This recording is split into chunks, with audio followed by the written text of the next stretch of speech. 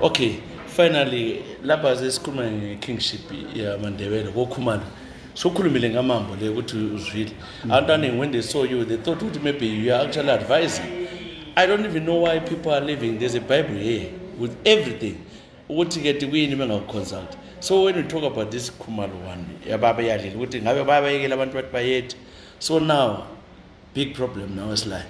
So le inkosi abantu bazinkosi abantwana benkosi okwamanje bebayi5 bebayi7 kulo Zwide kulo Stanley kulo Bulelani kulo Mnyota umcijwayo quite some other people. Maybe there may be another Khumalo coming on. Maybe you feel no, I think it's back to Cecil John Rhodes. We should know what Cecil John Rhodes. Cecil John Rhodes had been advised and correctly too. He knew the rightful heirs to the throne. In the absence of Lopemula, who would have come, there was the most senior son eligible for kingship and born after King Stone was Njube. One. Clear, there is no contestation. You may get funny stories about people with all those older than the Lokuzunjube were born of a man but once they were older, but right now they are older. There's no question about it. They are old. They are older, but born of a man, which is not our culture, our tradition in choosing a successor. In fact, you don't choose, a king is born. So Rhodes knew that. So Njube was the man, the oldest among those born of a king. The other sons, Lopemula didn't have too many sons, by the way. The other son was Nguboyenja. Both of them bezalwa ngoMandiweni. Then the other one, Umpezeni. All these three, owasalayo is Stojiwe. Stojiwe also was eligible because he was born, but he was too young at that time, so he didn't go. Wasala ela, I think. So the three, yibo ababeza zala inkosi. But if you know the history, Umpezeni, the youngest, Nomtwana, SSC South Africa. The next one is Nguboyenja, Nomtwana, SSC South Africa. So you are really back to one house, and it's in Njube. But the house is in South Africa because we get straight. How did it go to South Africa? It's Rhodes who sent them there. Rhodes knew what he was doing. Cecil John Rhodes. Cecil John Rhodes. He knew what he was doing because he didn't want a rallying point among the Ndebele. He knew what he was doing. He knew the qualifying sons and then sent them ostensibly to get education. But of course we know he didn't want that rallying point. He knew Utabaseleyo did not qualify. He had been advised by the chiefs. So Osalayo is one man and one man only. If you talk kinship and that kinship is not descended from Njube, sorry, I'm not part of it. Full stop. You may go ahead with your things. That's okay. But I'm not part of it. Then when they said, it's in Njube, then I said, yes, I can listen, I can come along. It's in Njube. There's no choice. But Njube's descendants are in South Africa among the Xhosa. This is where they were sent. And his grave, I think, is even there. His descendants are buried there. It's a community. We are in touch with them. We know they exist. So Bulelani is one of them. Abantwana bakanjube babe 2 esibaziyo. Well, there are actually more. Kulo Rhodes, kulo Albert. The older one, okwakumele ukulandela iline yakhe nguAlbert. But kwabonakala ngani akusela abantwana abaleyo line eka Albert. Kwase kusiya khathesi, I think uBulelani belongs to Rhodes. Mbona ngathi Rhodes house. Labana bafomi Highland. Nguyena lo Rhodes, lo Albert. So it has to be from there. Ukuthi angaba ngwa-Albert, yes, okukhulu ukuthi nguNjube. And it's Lopemula. because you wouldn't want omunye siyakuthi hayi uLobhengula bakhona ababengamfuni. You can't talk about that. Lobhengula ruled and it's a fact. So it has to come from Lobhengula. Then from but kwakungasela kingship lapho sesiphongulandela abantwana because the kingship actually stopped ngoLobhengula sekulandela there was nothing else. So yikho ubulelani, he can trace his ancestry to Njube, well to Rhodes, to Njube kulabanye hayi ngabazi kahle, kuye ku Rhodes, kuye ku Njube, kuye ku Lobhengula, then you connect well. So lapha ke kubuya khona ubulelani is the only boy there. I'm not sure lendlu yakhona. I mean kimi what was important. You to come vela ngoNjube. Indlu kaNjube. That's what if final detail ayizaziwa ngamakhumalo. I was not part of the selection process. Yeah. Right. Okay. So is it true ukuthi after uLobhengula esenyamalele wangena kwaba lo Nyamande wabamba? Yeah, those they're nice stories. Nice, sweet stories, but stories. Stories. Yeah, there was never a king. So the last king was Lobhengula. Lobhengula was the last king. Azange phinde kube lenye inkosi as far as we are aware. Okay. So how can so this ukuthi wagcotshwa ke uStanley lapha hayi leyase uking eziyazi? Hayi lapha nanto abona ukaStanley nxa ngikuzwa yena is descended from uHlangabeza. Awusakasaconnectanga kuLobhengula. Anything that doesn't connect kuLobhengula, it doesn't make sense. That just doesn't make sense. You have to connect to Lobhengula. Yeah, because that's the last king. Yes, ngoba yena uthi uMzilikazi the second. So uMzilikazi wadlula after Mzilikazi uLobhengula wabusa. But we cannot the fact ukuthi wabusa uLobhengula so kumele ku-connect kuLobhengula. uLobhengula nguyoconnecta kuMzilikazi. Ngoba isi ungavumela i-tradition iye-connecta kuMzilikazi. What it means is omunye uzafuna ukuconnecta kuMachobane achieve Mzilikazi. Yeah. Do you see you're setting a dangerous precedent? Okay. Connecta kuhle Mzilikazi. Buya kuLobhengula ngoba kwaba inkosi. Then kuLobhengula ke lapho sesingaqalisa ukuthi hey sithini ke madoda. Imithetho yakithi kanti ithini? But it has to be Lobhengula. It can't be anybody else. Okay.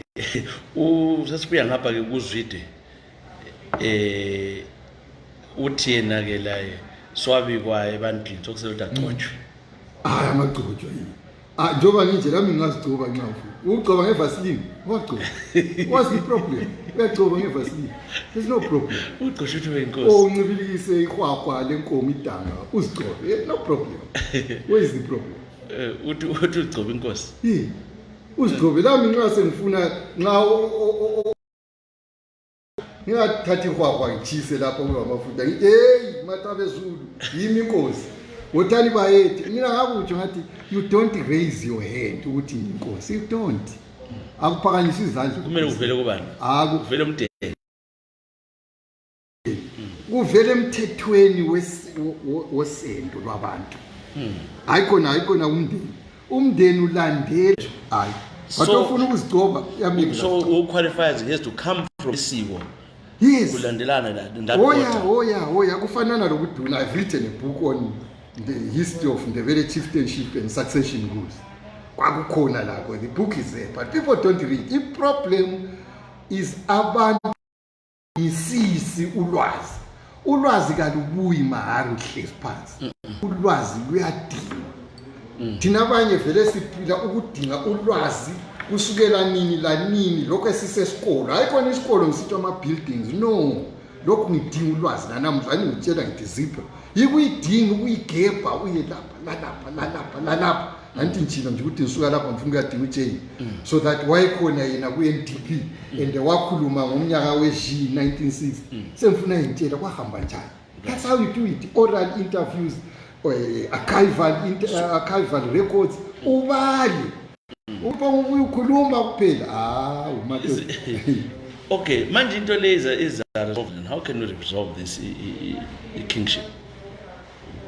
Angazi mbona sebethula abantu bakhona abasakhulumi ngakho kumbe sebesabendila and it was blocked in my courts. Yes, emakhodi, but you see ngenxa ukuthi omunye ungenile but kungekho constitution akula muntu akwakhuluma. Abantu kabangenzi izinto emaphepheni, into amele bayifunde. Yenzani izinto likwazi ukuthi kumele siyebona ubani. Umgoqo. Hambani, ngubani wabavalelayo. Abantu kabahambe. Baye lapho okwavalwa khona umgoqo. Hayi khona manje newspaper udinga ipublicity udinga ukulungisa izinto zakini. Nxa udinga ipublicity yakhe idinga ukukhuluma emaphepheni ku radio. Hayi izinto kazilungiswa nxa sekuphelile kwaphumelela subiza ko radio biza ama newspaper ubizo Ezra bakhuluma istory habona ukuthi hey siyabonana lokani. What is the story? They uyabonana lokani kwakho sokuyakunceda ngani. Hambani quietly liyexoxa labantu abazalinceda. Kungabi le story. I-story is when it's a success story kumbe sekwehlule. Besizame lokho kwehlule. Then it's a story. Sizame lokho besisebenza sithule. Ngoba sokuyihlekisa kade kuyaliwa abanye bayala siyalelana isikhathi siyahamba. Isikhathi siyahamba. Liyahleka lesizizwe. Abakamambo sebeyifakile inkosi yabo. Yes. Thina siyehlulile. Ngoba kulabanye asuka bayifaka inkqubo. Angithi bafaka i-high court kumele nxa use-high court kube lo munye owavalayo ngubani owavalayo ngaba yahamba sambenze ngikhuluma nalo wavalayo bathi i-constitution kayivumi but iyavuma lokhana njani lokhana kwavuma njani ungabaleli ngoba ubukhosi bakhona bonobani bukamama yibukhosi bonobu esikhuluma ngabe sithe yi-ceremonial kabukhathazani lo muntu uyekeleni lingaxabani labo linadingana okwenu abanye labo singathi singababirwa thina ababonye athi singababirwa nalankosi sasilezi nduna zethu singathi sesifuna ukubeka wayithi ngokwangakithi lina sikulibiza ngokwangasayo amatonga layo lokwabo ngale chaya ingungu zawo ezibusa amandebele amakhalanga uyabusa abantu abathabileyo kuba mnandi kakhulu ukubusa abantu ngoba okunye kabaseku bazazilungisela ezinye izinto kabasadingi lokuthi ngapha siyalamba inkosi siyalamba khulumani inkosi inyeni kayihambi ecela izulu kambe kakuncedanga sukuyakwenza umsebenzi ube lula kula kimi mina engibusayo kade sinkosi lezi ezifanele ukuthi ezakhetha izinduna zazo enqosibanda obani onyathi lokho engikutsho ukuthi induna lezi yamele zirecognize wena ngumthetho omusha iconstitution le ziyarecognize ziphi kumbe lezi nduna ezivele zikhona izo ziyarecognize hayi lapho ke lapho sesikhuluma ngento esingayaziyo asikumeleleni sikubone ukuthi kuzahamba njani ngoba hayi asikafiki khona sisezwe kuyizifiso hayi ngithemba abaningi bazizwela ukuthi ukuhamba njani uyakhuluma lapho babona ukuthi abakhulumisane bona ababonke lamakhumano leyo lo faka umgwaqo la kuyekhulunywa la kukhunyisane bebodwa bengagijima standing besiyakhuluma besenzana kupombuliwe kwini ukwenza abantu bakithi babe lolaka kangaka babe lezondana engaka abantu bakithi ungabukela evela ku social media ulawo lapha ukuzonda okukhona umali othi bazonda omunye wabo wakibo wesindebeleni ubona thethiswe bekholisa bechovela bona bakibo ngale yabempumalanga bathandana kakhulu baphumelela sebeze bethanda lomuzi wakobulawayo kwenza kuyini nti hayi sazidelela nje thina mbona ngathi okukhulu sazidelela okunye kusuka ke singabe sisakwazi lokuthi savela ngaphi ngoba abantu lingavele liqale ukungathi lawa ezihlahleni njengamahlamvu lingazi lakwazi ukuthi lilabo khokho benu ngapha ngeMandebeleni abaningi bethu sanakana ukuthi sihlakaniphe kakhulu sifundile hayi labana bakudala izinto zakudala ukhokho hayi asindawo lizabhajwa lokho ngabatshela bayabuza ukuthi abanye sebanakana ukuthi okhokho kasenelisi ukukhuluma la kumbe kabanelisi ukukhuluma la bayakhuluma lathi mina engikwaziyo ngingakufakaza bayabuza ukuthi kanti bonabo bantu batsho lina Mandebele lingabaka bani liyazazi ukuthi lingabaka bani alizazi Asizazi. liziphethe ngendlela liphucukile lifundile hayi qhubani ke ngokufunda Lola lo sezongcono kulo. ungcono kulomunye lingcono kulabo ihlomkhulu akula muntu ongcono kuloyisemkhulu awusoze ukwenze lokho kodwa nxa kuyikweli kukholwa elikukhethileyo hayi qhubekani sizabona lapho kuzawela khona intuli xa bye bye. Hayi no ngibongile kakhulu sesihamba kathesi ke amabhoko atholakala ngapi abantu abafazi atholakala eBulawayo Art Gallery atholakala ngapi ubuningi bawo atholakala kimi abangabe befuna ke bawuthole nga hawu 0773 702 030 ngantshayela awulethe izimali zami ngoba kahlali elungisiwe izingwalo ngenxa ukuthi singabantu singela mali ungavela lokhu zethi lethi imali senguprintela ibhuku lelana suthatha ibhuku kathi la ku-ABC African Book Collective la ku-Amazon akhona amaningi sawahambisa khona ngala mafayili ungathatha khona ngale njalo le ndawo othiwa usemagugu la ngasitshela kancane nje brief ngendawo emagugu kwenzakala iMagugu International Heritage Center kulapho esivuselela khona amasiko akithi ngoba ukukhuluma nje siphelele ukukhulumeni akusincedi yikho khona okube ngikuthi ukuthi ezinye izinto kukondoda zibonele kovukuzenzele ungaziwathanda ukwenzelwa uzaziqhenya ngakuphi ozakuthi ngokwakho mina ngingaziqhenya ngithi liyandawo ngazakhela ngemali yami hathi ukucela ngoba umuntu ohlezi ucelile lokuzihlonipha ugcina ungasezihlonipha ungasemuntu ozizwa engumuntu ngoba uphiwe umuntu angakwakhela azakwakhelela lapho lala khona azakuphela umbheda usengumuntu okwenzayo ngakho ke mina ngakha leya ndawo ukuthi abantu bafunde isintu sakithi bafunde imbali yakithi ikakhulu laba abasesebancinyane abasezikolo yibo abaya khona ngale kanti ke labakhulileyo bangahamba isikhathi sibalawo khona ngale kodwa hayi kwamabhukwini njengoba ngichilo kuqonda kimi sasidinga khona ukuthi kwazakale kathesi eZimbabwe kule new curriculum abaningi we new curriculum le kuvele kungathi kumnyama intuthu abanye bayeza bathi ngoba onjelele laba sebekhona kusilabhasi siyabathatha sibahambise bayixoxa laba abadala khona ngale sibatshela ukuthi kuvele kuhamba njani kithi okwezinkomo kwakuminja izinto ezinjalo yikho singamasiko yiwe esiwameleleyo sifundisa abantu khona ngale eMagugu International Heritage Center kuthi lalaba vela ama diaspora nxa befikile ekhaya kakhulu ngesikhathi zamakhefu bangaqoqana basitshayele la ku-email ukwenzela ukuthi si-organize ama-groups ke siye batshengisa okukhona ngale ukuthi lokhu kwakuyilokhu lokhu kwakuyilokhu sile mifanekiso abangathinga sile lokhuza ipage yethu khona ngale amaGugu International Heritage Center abangayivula lapho bafunda ukuthi senzani ngenyanga ezayo siyabe sile food expo khona ngale siyabe sitshengisa khona le conference eqondana leziphathelene zokudla bese sidlani esintwini umxhanxa ini konke khonokana ububende izinto zonke lezana okubi nje lonyaka ungathi akulazulu ngakho ke bekuzabe kulemakhabe kulemfe yikho sayithi kayibe khona ngombimbi ngosibandlela umathi yenalo ozayo ukwenzela ukuthi lo mkumbi uyabo usukhona amaganu asevuthiwe awusishaka umkumbi babona umkumbi abantu konke nje inyama yosiwe okwakithi lekwalo ngabibhala food beyond nutrition food as a cultural expression lugwalo engalulobayo siyabe sisethula olunye esilulobileyo lejaha lako Mabhena lwako Mahlangu nguye esiyabe sisonke khona ngale sisethula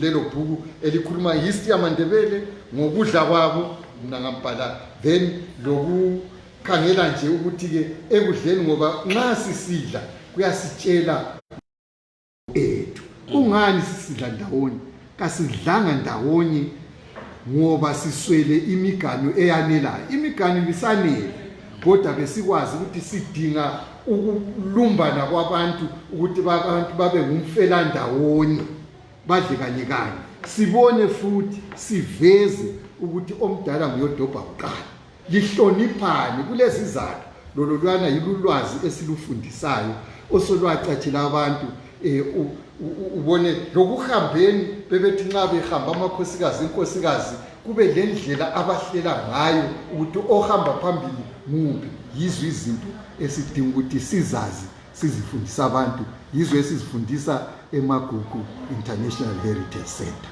Awuzwa-ke hayi no ngiyakhuthatha isikhathi sakho lesilanga lonke sibili ngihluphene sahluphana mina labe sigijimisana yonke indawo angasiyabela nini mina lawo ekuthini futhi saza actor umbasa actor hayi sesizabona ngakho mhlambe elakusasa lisiphatheleni siyabonga kakhulu. Thank you very much. Phathisa Nyathi siyabonga. Thank you.